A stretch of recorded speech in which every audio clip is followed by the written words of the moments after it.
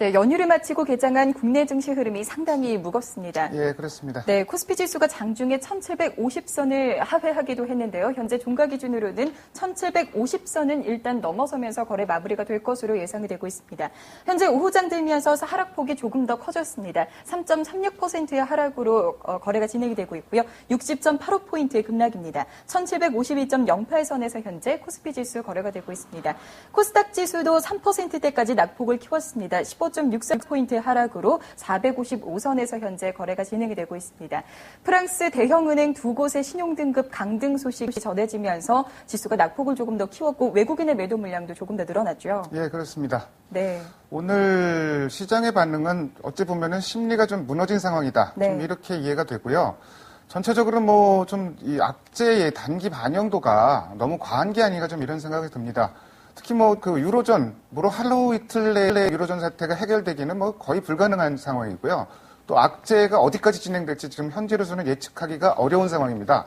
그렇다고는 하더라도 좀 전에 이제 그 우리 시장 BNP 파리바의 소시에테 제네럴이죠. 소시에테 제네럴 신용등급 강등 예고는 주말 때도 충분히 나왔던 사안인데 네. 그거 나오고 나서 시장이 빠진다는 거.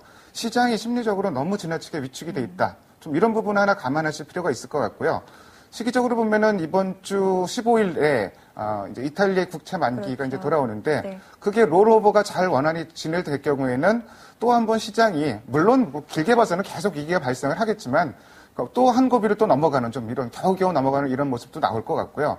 결정적으로 이제 다음 주 정도가 되면은 이제 시장 관심이 유로존보다는 미국의 연준회의, FOMC 회의에 네. 물론서도 뭐 지금 뭐 크게 나올 건 없을 것 같아요. 네. 오퍼레이팅 트위스트 뭐 이런 얘기만 네, 나오는데 많이 나오고 있죠. 뭐 크게 기대할 거는 없겠지만 그래도 미리 기대 심리가 반영될 수 있다는 거 뭐 이런 걸 감안한다면은 시장이 급락하는데 같이 과도하게 흥분해서는 좀 안 될 거라는 생각이 듭니다. 네. 자, 일단 미국 쪽에서는 단기적으로 다음 주에 있을 FOMC 회의가 단기 모멘텀으로 작용을 할 수가 있을 텐데요. 그 전에 국내 증시가 이렇게 급락을 하면서 이 부분 역시 짚어보지 않을 수가 없을 것 같습니다. 전문가 연결해서 좀 더 자세히 들어보도록 하죠. 키움증권의 김광석 전문가 연결해 보도록 하겠습니다. 전문가님 안녕하십니까? 안녕하세요. 네, 안녕하십니까. 김광석입니다. 네. 코스피 지수 오늘 하락이 예상한 것보다도 더 큽니다. 어떻게 보셨습니까? 네, 그렇습니다. 여전히 글로벌 증시가 여전히 불확실성에 있는 상태죠. 아직도 위험한 상태가 계속 진행되고 있고요. 또 여전히 그 안전자산에 대해서 또 달러 가격이 계속 좀 올라가고 있죠. 역시 안전자산 아니겠습니까? 그 안전자산에 대한 선호도가 계속 증가하고 있다. 이런 이야기죠. 전날 우리가 그 미국장을 보면 변동성 지수가 한 37 정도로 끝났었어요. 근데 오늘 지금 우리 국내 증시 변동성 지수는 45까지 지금 현재 올라가고 있습니다. 그러니까 어찌 보면은 국내 증시가 그 해외 그 미국장이나 이런 것보다 훨씬 더 변동성이 더 크게 움직이고 있다는 이야기죠. 뭐 이런 부분들은 역시 그 우리나라 시장이 굉장히 해외 시장에 대비해서 굉장히 취약하다는 이야기입니다. 지금 오늘 그 우리 국내 시장에서 외국인들이 주식 매도가 좀 많이 나오고 있는데요. 뭐 이런 해서 오히려 해외 시장보다 훨씬 더 많은 변동성을 가지게 되는 이런 모습입니다. 우리가 주식 시장으로 봤을 때는 여전히 그 어떤 주식을 하기에는 굉장히 불리한 여건입니다.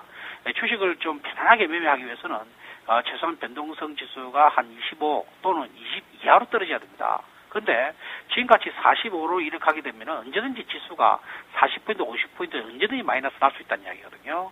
여전히 위험한 상황입니다. 그래서 막 그렇게 단기적으로 좀 우리 주식 하시는 분 단기적으로 대응하셔야 될 것 같고 조금 우리가 주식에 관심이 있으신 분들은 조금 더 변동성이 죽고 난 뒤에 변동성이 조금 그 떨어지고 난 뒤에 매매하는 것이 좋지 않겠는가 이렇게 판단이 됩니다. 네, 확인하고 매매하자 이런 말씀을 하셨는데요. 사실 지금 현재 상황에서 심리가 완전히 무너진 상황이기 때문에 그래서 뭐 여기서 공격적으로 뭐 저가 매수 들어가기는 사실은 뭐 좀 굉장히 힘든 일이고요. 네. 근데 뭐 한 가지 좀 여쭤보면은 오늘 우리 시장 낙폭은 그래도 해외 증시에 비해서 너무 좀 큰 거 아닌가요? 그렇죠. 아까 말씀드렸듯이 변동성 지수가 해외 증시가 한 37 정도밖에 안 되는데 우리가 45를 나타낸다는 이야기는 사실 국내 여건이 조금 외국인 들어오는 매도가 조금 어제보다 좀 늘었죠. 지난 그 금요일에 비해서. 그렇게 해서 너무 많이 노출된다는 이야기죠. 그래서 사실 오늘은 물론 해외 증시 요인도 있겠습니다만은 수급에서 무너지고 또 수급에 의해 가지고 주가가 좀 많이 밀리다 보니까 또 많은 사람들이 또 저점을 깨면 어쩌나 하는 불안 심리가 많이 작용되는 것 같습니다. 그래서 사실은 우리가 너무 많이 빠지고 있는 거는 사실입니다. 이제 그것이 바로 우리 국내 시장의 심리를 나타내고 있다. 이렇게 해석하면 되겠죠. 예. 이런 상황에서는 일단은 뭐 적극적인 매수보다는 일단은 뭐 조금 어느 정도 장세 변동폭이 줄어드는 거 이런 부분이 그렇죠. 가장 중요할 것 같네요. 그렇습니다. 일단은 그 주식을 하시는 분들은 지금 불리한 여건입니다. 여러 가지 여건들이. 그래서 좀 더 그 불리한 여건이 좀 사가라들고 난 뒤에 주식을 매매하는 것이 좋지 않겠는가 이런 판단되고 어차피 물린 사람 같으면은 뭐 지금은 상당히 그 저평가된 주식 상태니까 좀 갖고 가야 안 되겠나 싶고요. 네. 주식을 신규로 들어오시는 분들은 조금 더 물량을 갖다 뭐 분할 매수를 한다든지 이런 쪽으로 접근 것이 좋지 않겠는가 이렇게 판단됩니다. 네, 말씀 잘 들었습니다. 고맙습니다. 감사합니다. 네, 고맙습니다.